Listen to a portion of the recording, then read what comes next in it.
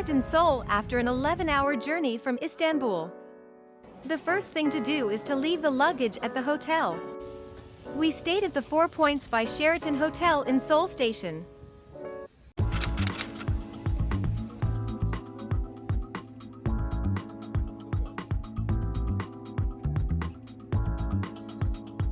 Gyeongbokgung Palace, which is the prime destination, passes through Dongdaemun shopping street. But since the weather was very hot, we had to cool off with ice cream first. One is more than enough for 2 people.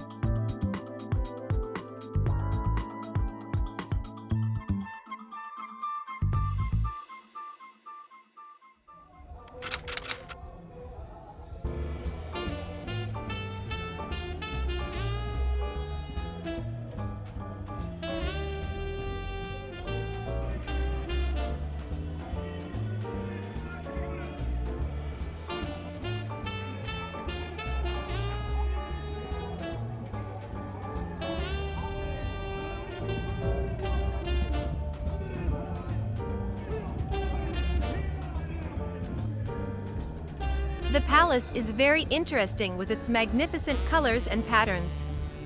How can red and green colors look so aesthetically pleasing together? I wandered around this door for several minutes, admiring the door.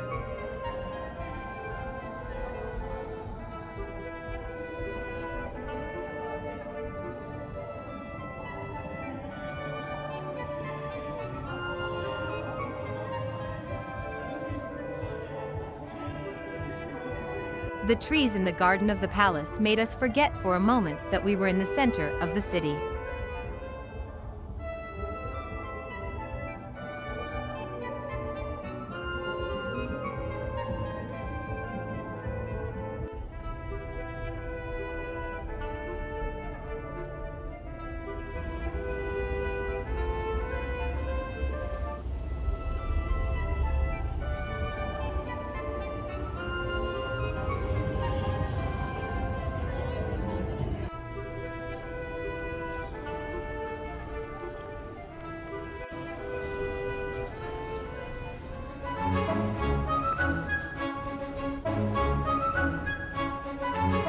The buildings are wooden and unfortunately we cannot go inside. We can look inside from the outside.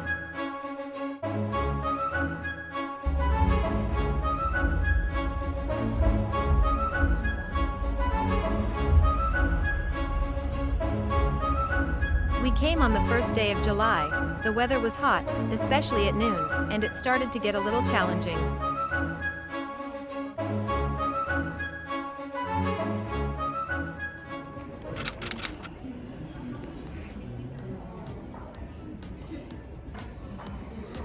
This building, whose model you see, is Dongdaemun Design Plaza, designed by architect Zaha Hadid. After seeing the model, the form and dimensions of the structure really impressed me.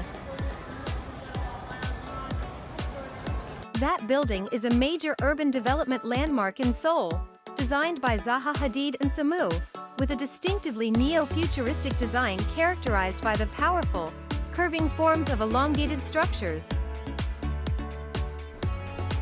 There are concept stores in the building.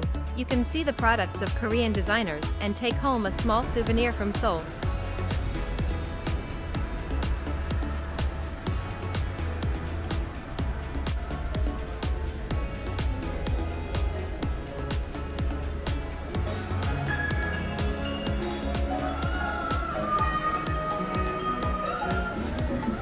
You should definitely try the 10-1 cheese toast we saw on the street.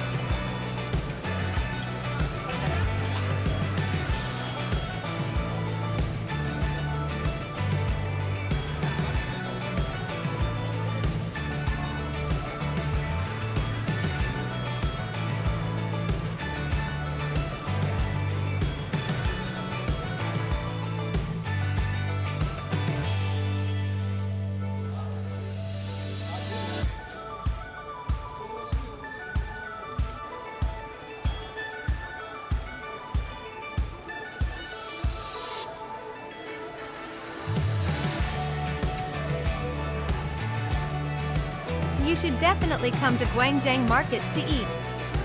In this market where different flavors are freshly cooked, we stopped at the place famous for the Netflix documentary that everyone couldn't wait to try and taste the food.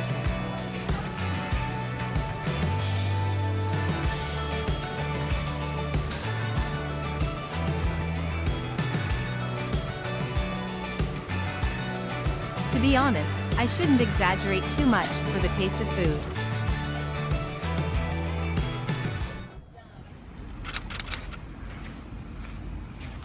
Be prepared to walk a lot indeed. We walked without looking at the map and came across this quiet palace. The noise and density of the city vanished in an instant.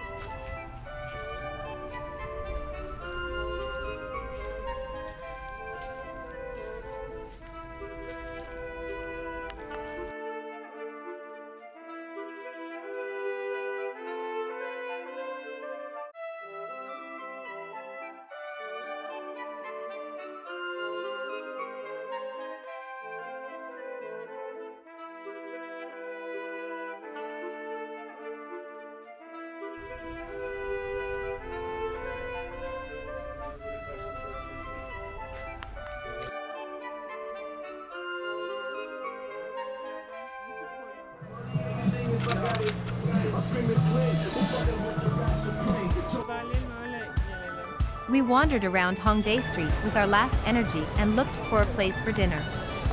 The street and its surroundings are full of cosmetics and design shops.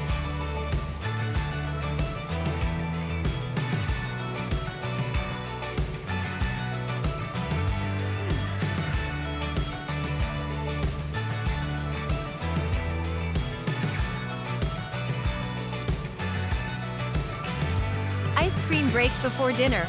Don't ask how the only person can eat so much ice cream, it's delicious.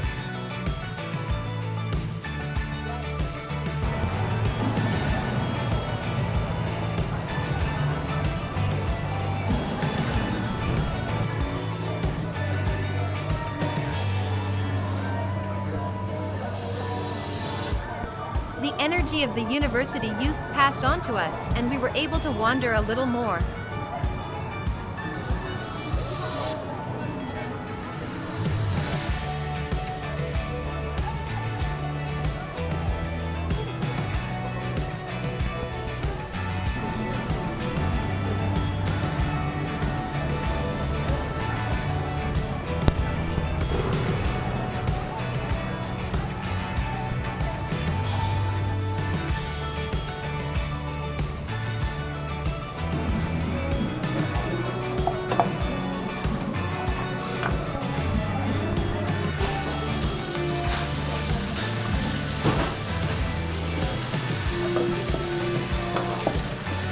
I don't know if it is exactly called Korean barbecue, but it was delicious.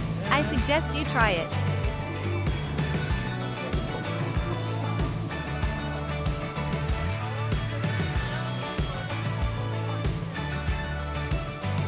After dinner, we took one last tour and went to the hotel to rest.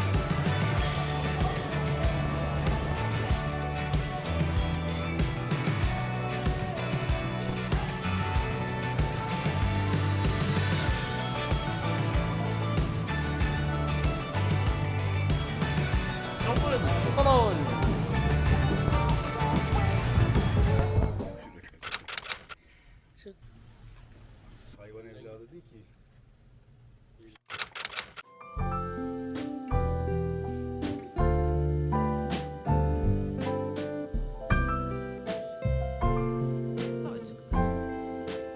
We hit the road for Bukchon Hanok village early in the morning.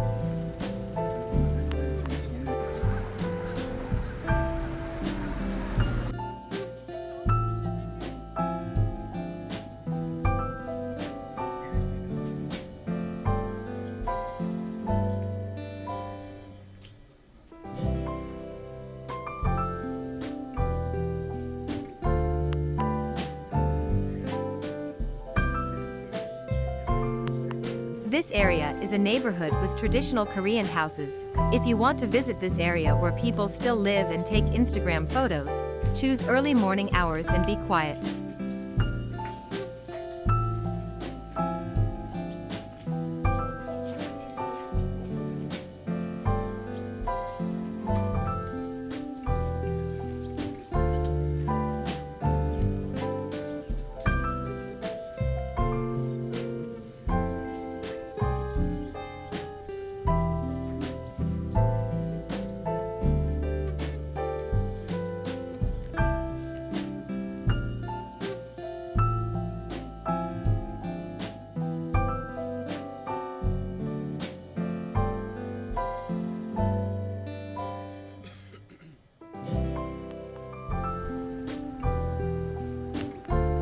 You can take a coffee break at small shops in the neighborhood.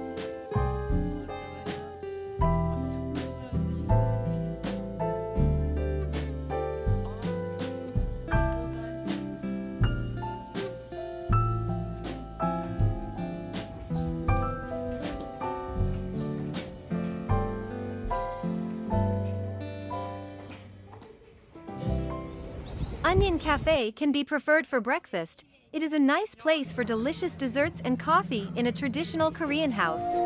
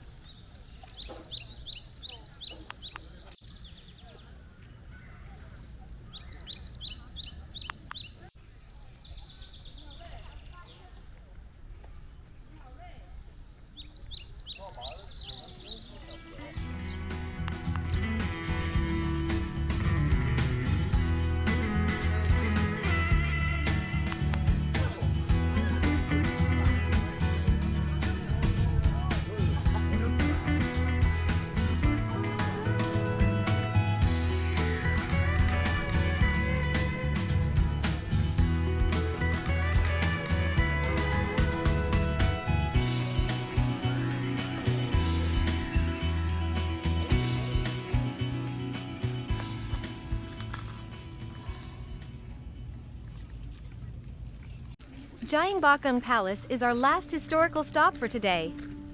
We spent 2 hours visiting.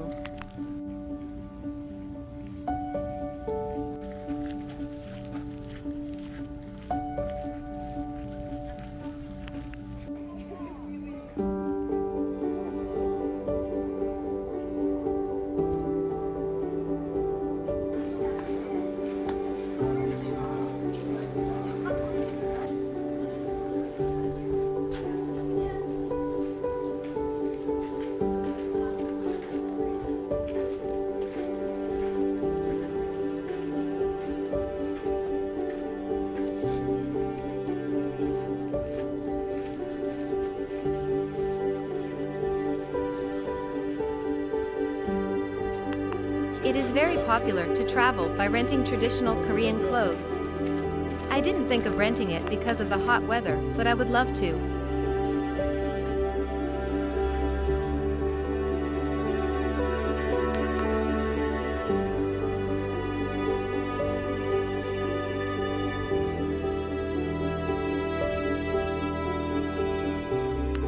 It was a place that fascinated me with its garden and architectural details. We had set Seoul as a stop on our way to Japan. But when I visited Seoul, I realized that it is necessary to spend at least 3 full days in this city.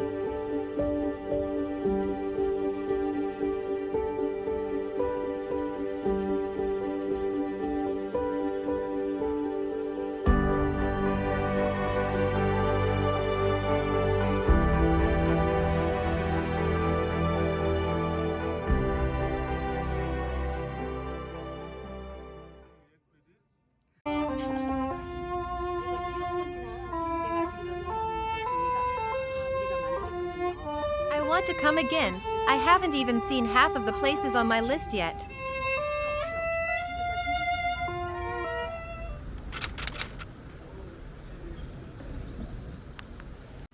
We have an early flight to Osaka tomorrow morning. We chose the Insadog Street for the last shopping.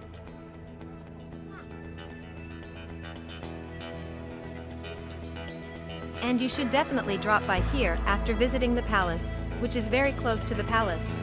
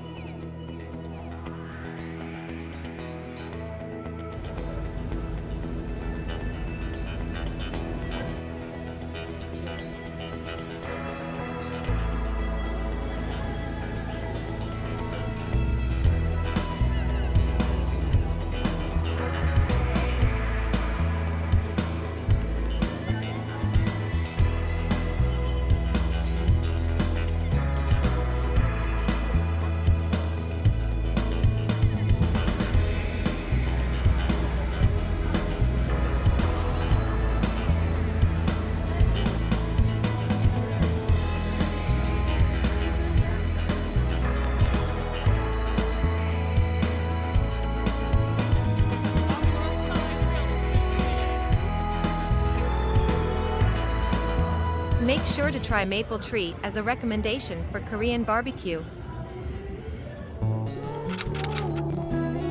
We couldn't sleep because we had jet lag and we came to Myeongdong Night Market.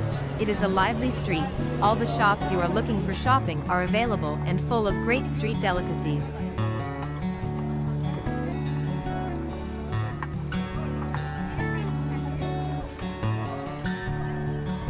Our Seoul trip ended here, but 2 days was not enough.